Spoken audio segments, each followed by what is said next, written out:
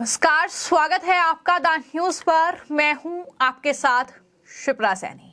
घोटालों में फंसी आम आदमी पार्टी पर लगातार जांच एजेंसियों का एक्शन जारी है। अब दिल्ली जल बोर्ड घोटाले में ईडी ने बड़ी कार्रवाई की है। जांच एजेंसी ने इस घोटाले के सिलसिले में दिल्ली, वाराणसी और चंडीगढ़ में कई ठिकानों पर छापेमारी की है और इस छापेमारी के दौरान जांच एजेंसी को 1,97 करोड़ रुपए का मूल्य का जो सामान है और साथ ही 4 लाख रुपए की जो फॉरेन करेंसी है वो जब्त की है ईडी ने। ये बड़ी जांच जो है ईडी की चल रही है दिल्ली जल बोर्ड घोटाले में, जिसमें ईडी ने बताया ये जा रहा है कि लगभग 12 ठिकाने हैं जिस पर छापेमारी की है और 1,97 करोड़ रुपए का सामान और साथ ही 4 लाख रुपए की फॉरेन करेंसी को जब्त किया गया है। ईडी की तरफ से ही बाकायदा पोस्ट करते हुए ये जानकारी दी गई है, जिसमें दावा किया गया है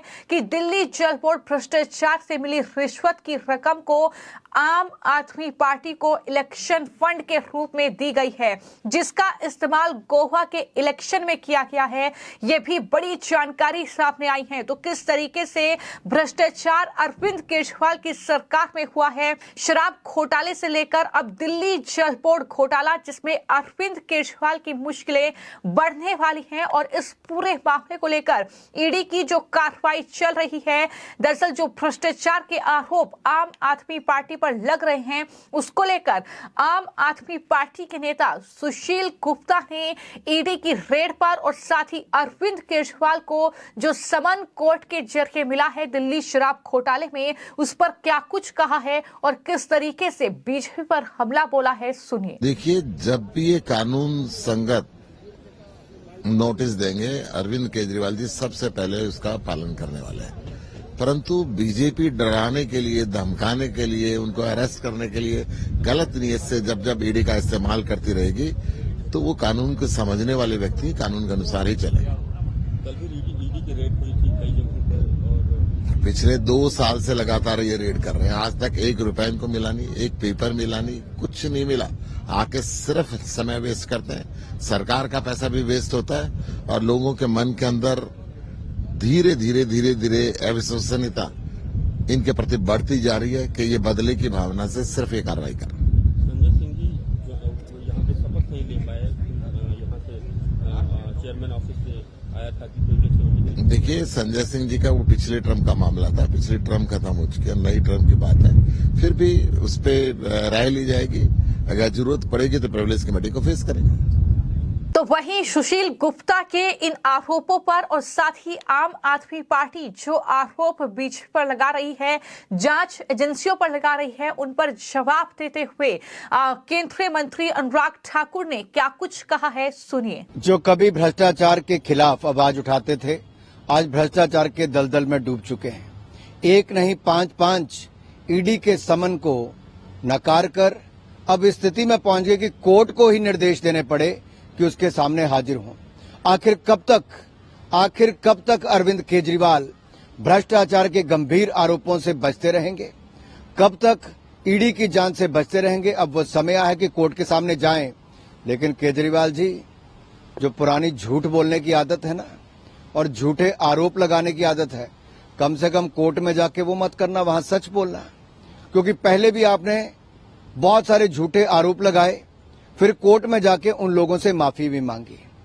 आपने बड़े ईमानदारी के सर्टिफिकेट उप मुख्यमंत्री मनीष सिसोदिया जी और सांसद संजय सिंह जी को भी दिए, लेकिन कोर्ट ने उनको भी बेल नहीं दी।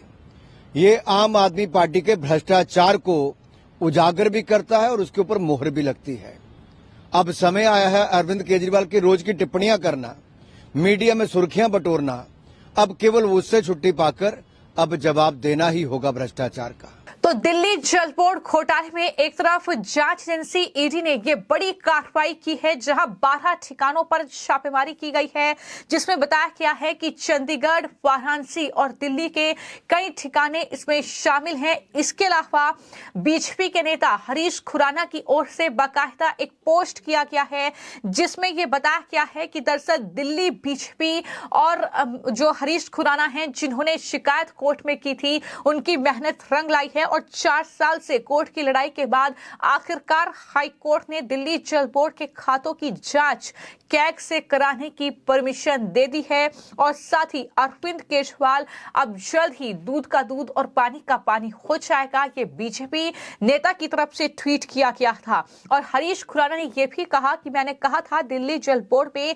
जो तुम्हारा भ्रष्टाचार है उसको मैं उजागर करूंगा और वो घड़ी अब आने वाली है, क्योंकि दिल्ली जल बोर्ड घोटाले को लेकर लगातार ईडी की जांच आगे बढ़ रही है, जिसमें बड़ा दावा जो ईडी की तरफ से किया गया है वो ये है कि जो रिश्वत की रकम थी, जो घूस की रकम थी, वो आम आदमी पार्टी के चुनावी फंड में है। ये बड़ा दावा केंद्रीय जांच एजेंसी की ओर से किया गया है। तो इस तरीके से कहा यह भी जा रहा है कि पिछले दिनों आम आदमी पार्टी के नेता और दिल्ली के मुख्यमंत्री अरविंद केजरीवाल के जो पीएस हैं विभव और साथ ही जो सांसद है एनडी गुप्ता, उनके ठिकानों पर जो रेड हुई है, दरअसल वो दिल्ली जल बोर्ड घोटाले के सिलसिले में ही हुई है।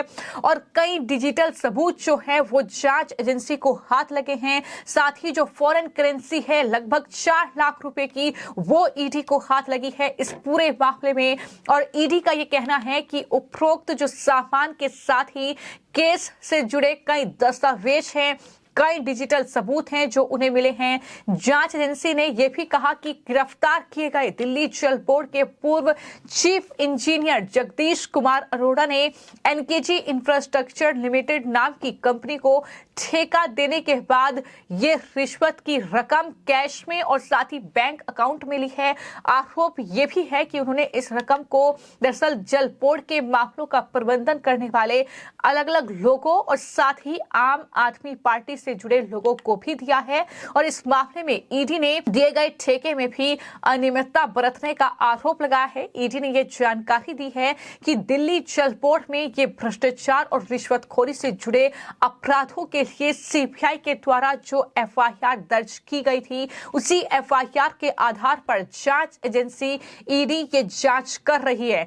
तो अरविंद केजरीवाल के साथ साथ आम आदमी पार्टी के लिए मुश्किलें हर रोज बढ़ रही हैं। एक तरफ शराब घोटाले में उनके नेता जेल में बंद हैं, अरविंद केजरीवाल पर गिरफ्तारी की तलवार लटकी हुई है, कोर्ट ने उन्हें समन जारी कर दिया है। तो दूसरी तरफ छापेमारी का दौर राजधानी में जारी है।